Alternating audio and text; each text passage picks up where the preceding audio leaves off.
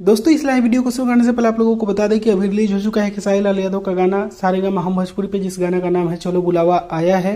बहुत ही ज़बरदस्त देवी गीत है। तो उस गाना को आप लोग दबा कर लाइक और शेयर करिएगा और खूब प्यार आशीर्वाद दीजिए और रिकॉर्ड बनाइए। तो चलिए आप लोग इस लाइव वीडियो को देखिए। दानापुर नगर परिषद वार्ड नंबर 20 की पार्षद उम्मीदवार श्रीमती गीता देवी यानी हमारी भाभी और अजय भैया की पत्नी, जिनका दिनांक 14/9/2022 को सुबह 10 बजे से दानापुर अनुमंडल में नॉमिनेशन का डेट है।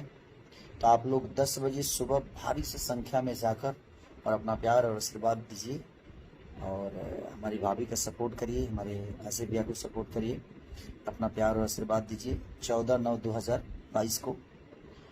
तो आप लोग 10 बजे सुबह भारी से संख्या में जाकर और अपना प्यार और आशीर्वाद दीजिए और हमारी भाभी का सपोर्ट करिए, हमारे अजय भैया को सपोर्ट करिए, अपना प्यार और आशीर्वाद दीजिए 14/9/2022 को।